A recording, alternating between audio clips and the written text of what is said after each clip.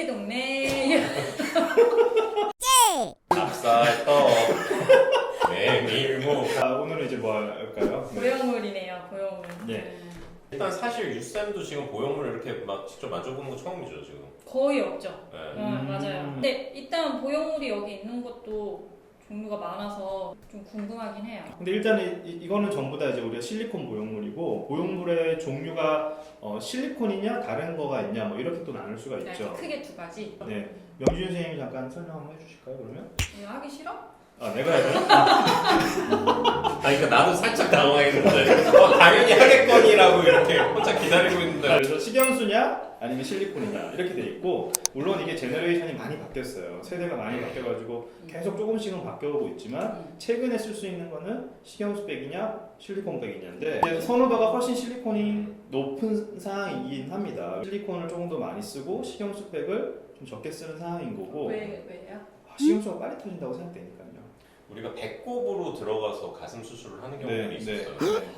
그러니까 배꼽 식염수백은 그러니까 우리가 이제 조직 확장기처럼 완전히 이게 짜부를 해놓고 쑤셔서 넣은 다음에 그거를 식염수를 밖에서 채워주는 그런 수술도 있었거든요. 그럴 때 좀 이제 식염수도 꽤 많이 쓰고 이랬는데. 이렇게 조그만 구멍을 맞아요. 배꼽에서부터 들어. 그 트랜스 umbilical breast augmentation을 튜바라 그래요. 튜. 식염수 보형물은 사실 그 충진제가 식염수니까 그게 이제 변화가 없는데, 그 실리콘 안에 드는 이 실리콘 재질은 거의 지금 5세대에 걸쳐가지고 끊임없이 지금 진화하고 있거든요. 이게 사실은 이게 50년 정도 50년이 넘었죠. 1950년대 말 맞아요. 60년대 초에 나왔으니까 70년 정도 된 되게 역사가 오래됐는데 이게 아직도 버티고 있다는 건 생각보다 어떻게 보면 안전하다고 볼 수 있는 거죠. 근데 그게 이제 그러네요, 진짜. 계속 오다가 뭐 번의 스캔들이 있었어요. 1990년대 초반에 이 보형물이 뭔가 몸에 뭔가 불편한 진짜 괜찮을까? 괜찮을까 이런 이슈들이 있어서 잠깐 중단됐던 기간이 있었어요. 미국 시협처에서 한 10년 정도 중단을 했었죠. 10년 좀 넘었었나요? 10년 정도. 아예 안 했어요 그때? 그때는 다른 대체들이 막 나왔어요. 그래서 그때 이제 식염수 보형물이 좀 더 유행하고 뭐 하이드로게 PIP 보형물이라고 또 막 이상한 보형물이 있었어요. 걔네들 잠깐 나왔던 거 지금 다 폐기됐어요. 결국은. 결국은 실리콘이 살아남은 거예요. 그래서 나중에 미국 식약처가 2000년대 또 중반에 다시 실리콘 보형물을 써도 된다.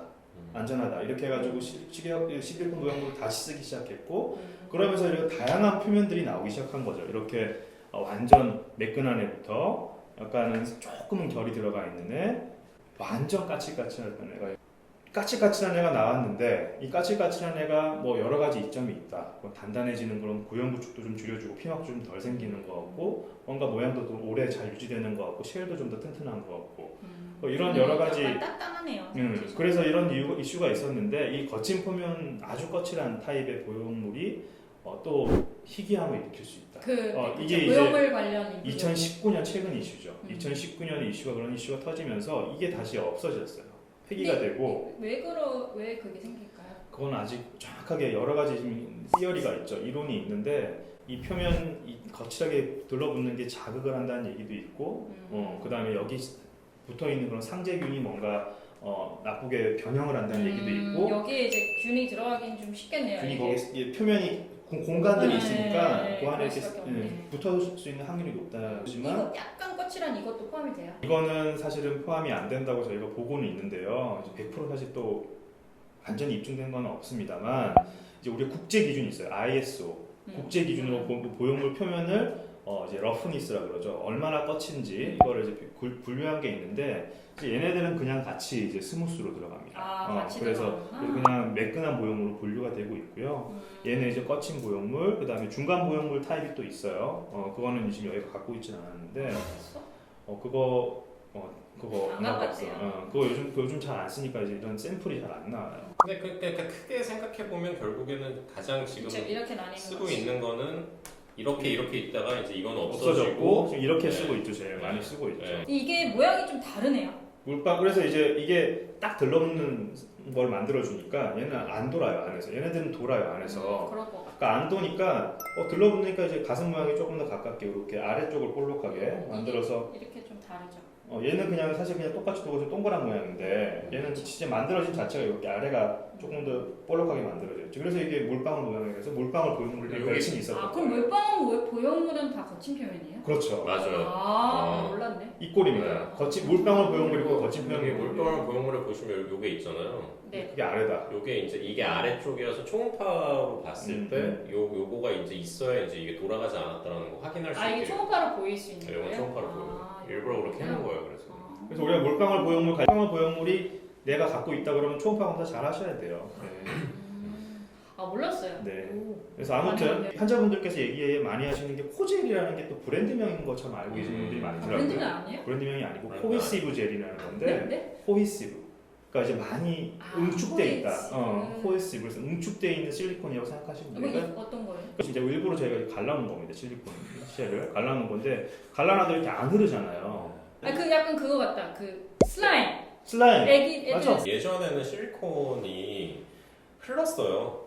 그래서 젤 분리더라고요. 초창기에. 그래서 젤 분리, 젤 초창기, 분리드랑 블리딩이라는 얘기 3세대, 있어요. 그러니까 지금 이제 우리가 이제 거의 5세대 아니면 6세대라고 이제 우리가 얘기를 하는데 이제 그 2세대, 3세대 때까지는 손상이 그 껍질에 있으면 그 안에서 실리콘이 진짜 액체처럼 이렇게 흘러 나왔어요. 그게 한 몇 년 전일까요? 그게 한 이제 10년 정도 넘게 전이죠. 그럼 90년대에 보형물 넣으신 분들은 좀 그런 맞아요. 그래서 것이 그러니까 있거든요? 20년 넘게 그 전에 넣으셨던 분인데 이제 손상이 있는 경우에는 이제 그 안쪽에 그 실리콘이 이제 바깥으로 나와 있을 수도 있어요. 그러니까 이제 우리가 맨날 시험 나오는 게 링귀니 사인이라고 MRI에서 보형물이 터졌을 때 보이는 그런 사인이라는 게 있거든요. 성형외과 시험에 그런 게 나와요? 네.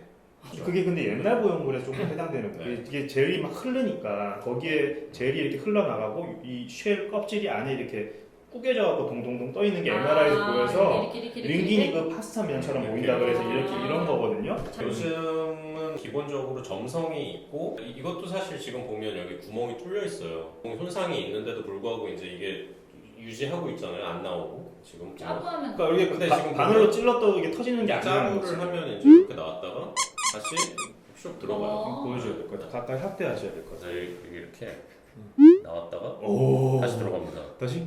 나왔다가 오. 그러니까 이게 잠이 깼어.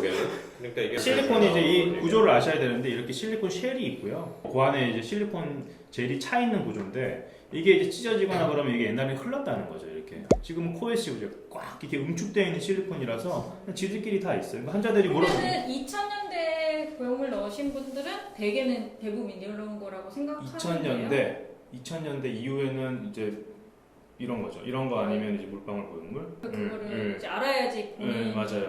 이제 워낙 보형물 종류나 이런 거에 대해서 민감해졌기 때문에 이제 최근에는 많이 알고 계시는데 예전에는 잘 모르시죠. 그러니까 이게 어떻게 보면 이식형 의료기기잖아요. 다른데 뭐 인공관절 이런 거라면 다 그게 자기가 뭐 어떤 제품 브랜드인지 이런 거 태그 같은 걸 다 가지고 있거든요. 그런 게 좀 개념이 없다가 이제 보형물이 생기기 시작했죠. 이제 보형물 넣으신 분들은 이렇게 네임카드 같은 거 갖고 있어요. 안 그래도 환자분들이 가끔 뭐가 들어가는지 모른다. 수술 받은 병원이 없어져서 못 알아본다 이렇게 하면은 좀 안타깝긴 하더라고요. 그래서 이런 유방 확대, 유방 제거 수술을 하신 분들이 본인 몸에 어떤 종류의 어떤 보형물, 어떤 사이즈가 들어가 있는지는 사실 개인적으로 뭐 어디에 이제 적어 놓으시거나 알고 계시거나 하는 게 병원에 문의하면 다 알려주죠. 네. 당연하죠. 네. 보통은 물방울인 거는 알고 계시더라고요. 아, 그래요? 네. 나는 물방울이다. 그럼 거친 표면이다. 100%입니다. 네. 그러면은 떼는 거는 이제 상담하시고 네, 결정하시면 되는 거고. 그렇군요. 보형물에 대해서 많이 배우고 있어. 이거랑 어떤 걸 쓸지는 어떻게 결정해요? 그냥 선호도예요?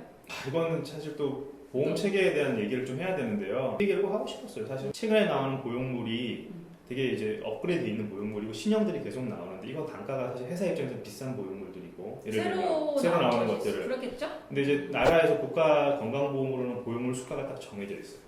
그러니까 그건 재건수라는 사람들한테 재건수. 해당되는 그렇죠. 거죠. 그죠? 그러니까 미용 수술은 사실은 뭐 환자가 원하면 다 넣어드릴 수 있는 상황이고 아무리 비싼 거. 그거는 상관이 없는데 재건 수술하는 환자들은 보형물을 쓸 수 있는 게 지금 현재는 몇 개 없습니다. 최근에 나온 신형의 보형물들을 회사에서 공급을 별로 안 하려고 그러죠. 왜냐하면 단가가 낮아지니까. 자기가 개원가에 미용용으로 팔 수 있는 보형물이 이 가격인데 그 건강보험으로는 요거밖에 안 잡혀 있으니까 굳이 그럼 우리는 이거로는 안 팔아 해서 그럼 환자가 원해도 못 하는 거예요? 못해요. 나는 네. 비보험으로 내겠다 이거 안 돼요. 예. 근데 미용 수술처럼 나 하겠다 이거 안 돼? 그러니까 이제 인정 비급여라 그러죠. 네. 인정 비급여도 안 들어가 있기 때문에 우리가 이거를 이제 임의로 넣을 수는 없습니다. 되도록이면 가장 좀 많이 오래된 그리고 보형물. 큰 뭐 문제가 없었던 좀 그런 보형물들을 쓰려고 좀 노력하고. 이상 갑자기? 마무리해줘요. 갑자기